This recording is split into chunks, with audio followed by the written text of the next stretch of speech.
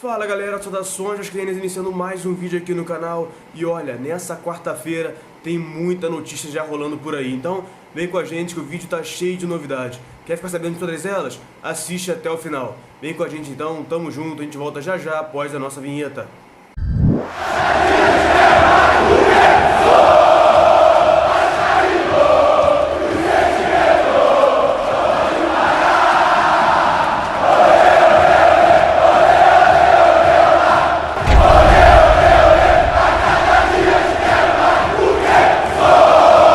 É isso aí, estamos de volta e como primeira notícia vamos falar sobre Antônio Lopes, novo coordenador técnico do Vasco, que esteve respondendo algumas perguntas no canal Atenção Vascaínos, feita pelo Flávio Dias. Primeira pergunta, como vai ser essa função que ele vai exercer no Vasco, que não é nem tão nova assim para o novo coordenador do Vasco?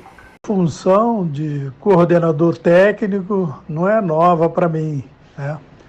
Eu, quando deixei de ser treinador, me aposentei como técnico de futebol, eu passei a exercer essa função de coordenador técnico, né? Já fiz isso na época da Copa do Mundo de 2002, servindo a nossa seleção brasileira, onde o Brasil foi pentacampeão do mundo, né?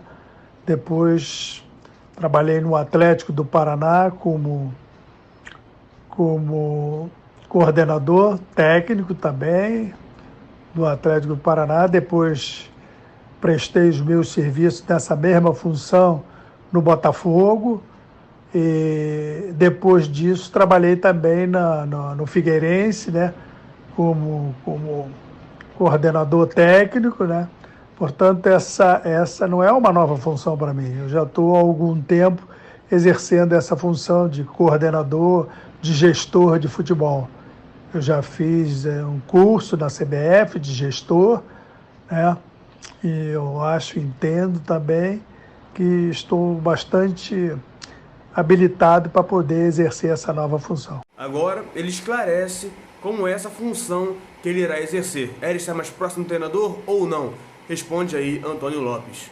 Desenvolver esse meu trabalho de gestor ou de coordenador técnico, né, junto aos jogadores do futebol profissional do Vasco da Gama e em cima também dos trabalhos a ser executado pela comissão técnica do Vasco da Gama. Vou trabalhar junto ali ao Ramon, a comissão técnica toda, vou procurar assessorar o Ramon, procurar oferecer todas as condições de trabalho para a comissão técnica desempenhar a função bem, né? E procurar também ajudar o Ramon. É tempo bom, né, para eu poder ajudar ao Ramon, né? Então vai ser esse o trabalho que eu vou desenvolver, vou trabalhar assessorando o Ramon, ajudando o Ramon, volto a repetir, oferecendo boas condições de trabalho, não só a comissão técnica. Lopes também esclarece o que tem feito e também quais serão os próximos passos do Vasco a partir de agora. Paralisação de todas as atividades do futebol em decorrência da situação do coronavírus, né? Só temos realizado algumas reuniões com o Ramon e com o nosso diretor executivo, André. Após a efetivação de Hermão Menezes e a chegada de Antônio Lopes, hoje o Vasco deve ter uma reunião também com o Mário André Mazzuco, diretor executivo, e também com José Luiz Moreira, VP de futebol, onde o intuito dessa reunião é definir os próximos passos para o Vasco na temporada de 2020. Reforços, como anda o elenco, é isso aí que eles vão aparentemente conversar sobre. A gente segue aguardando novas informações. Agora sobre a volta do Vasco, ninguém sabe ainda quando irá acontecer esse retorno. Vai lembrar que os jogadores estão de férias, do dia 1º de abril ao dia 20. A única certeza que o Vasco tem agora é que a equipe treinará em São Januário após essa paralisação. A equipe corre atrás para devolver o CT de Vargem Grande para o seu proprietário, porque a ideia principal é voltar e treinar em São Januário. E falando sobre São Januário, Pedro Seixas respondeu algumas perguntas ao canal Atenção Vascaínos, principalmente como anda São Januário para uma possível volta do grupo após essa paralisação. Como eu disse, o Vasco tem a ideia principal de treinar em São Januário após essa férias dos atletas e o fim da pandemia. Vamos ver o que disse Pedro Seixas, VP de obras do Vasco, sobre essa possibilidade e como está São Januário para a volta dos atletas. Grupo de trabalho em ação, alguns pontos específicos aqui, por exemplo, vai ser um uso mais intensivo, um uso principalmente do campo anexo. Então a gente está trabalhando na preparação desse campo para poder receber o time profissional.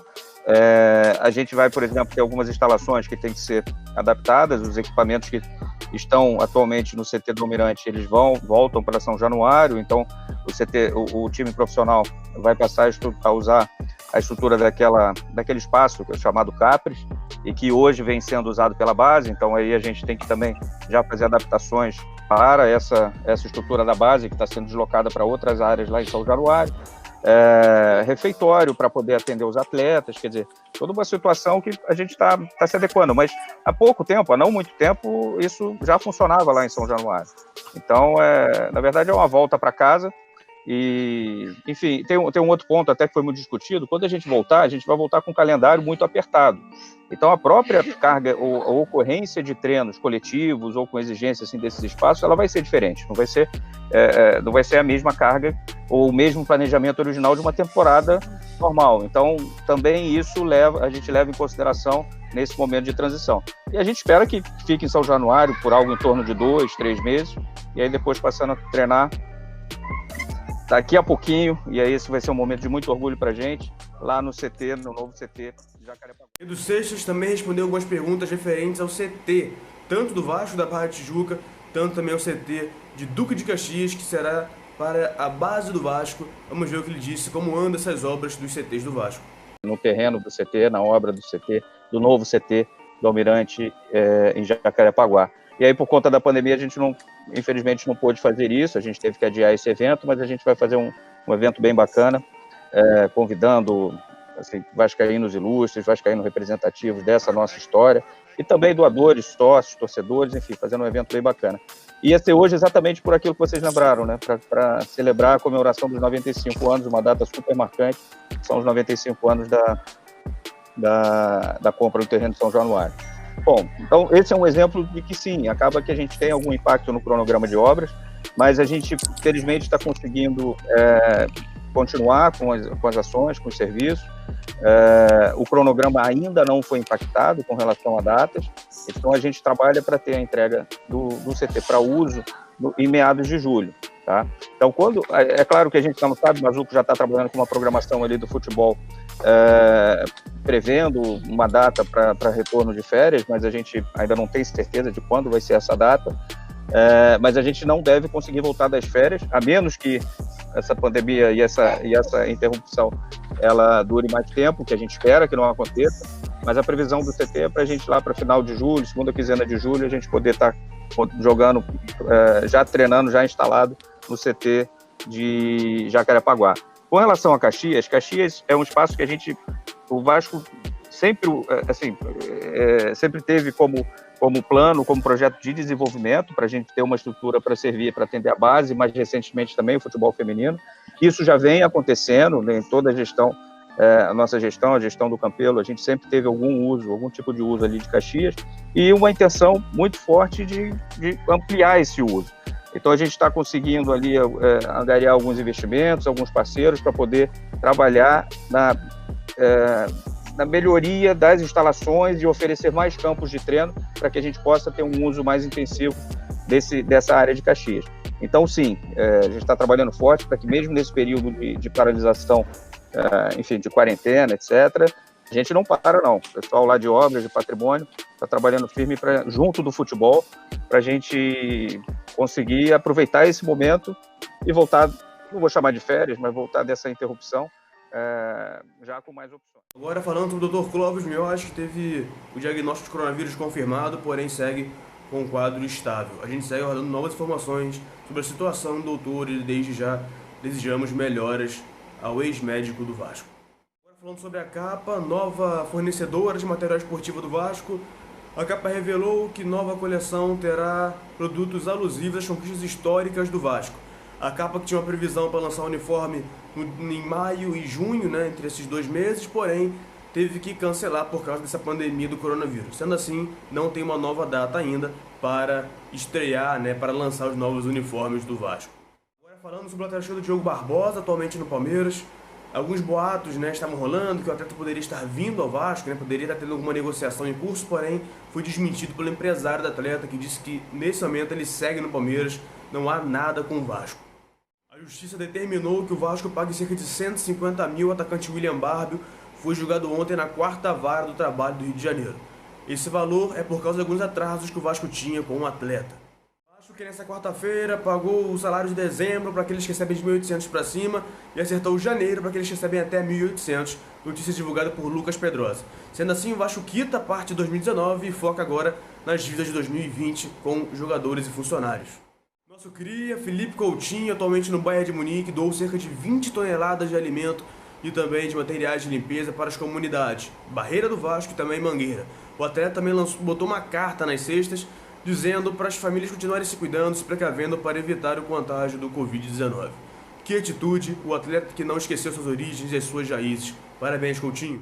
Agora, para encerrar esse vídeo, nós vamos por aqui um outro vídeo do Rei, do Pelé, afirmando para que time ele torce. Muitos têm dúvida se é Vasco, se é Santos, enfim, ele afirmou para que time ele tem uma paixão a mais, que time ele é torcedor.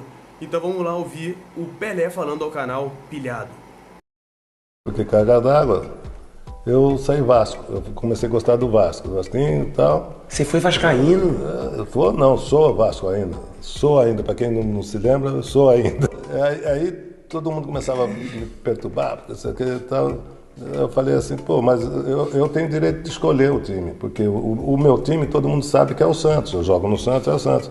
Mas eu sou vascaíno, porque naquela época o meu pai jogava com um jogador que se chamava Marinho, que foi centroavante, e ele foi pro Vasco e era mais jovem, então, sei lá, deu essa coisa pro Vasco. E por coincidência eu acabei jogando no Vasco, né, no campeonato que nós tivemos brasileiro. Aí eu falei, caramba, só Deus que explica uma coisa dessa, né? Pô, tanto time em São Paulo que eu podia ter jogado, né? Tanto time grande, Corinthians, São Paulo, Palmeiras, mas eu fui no Vasquinho. Então, você vê, são coisas que Deus tem me feito de presente que é difícil explicar. E até hoje você tem carinho pelo Vasco? Até hoje não, nunca deixei de ter. Então esse foi o vídeo da quarta-feira, e qualquer notícia mais que sai aí na mídia, a gente vai lá e publica no nosso Instagram, ao Vasco tudo com 3 horas no final. Tamo junto, a gente fica por aqui, ao Vasco tudo.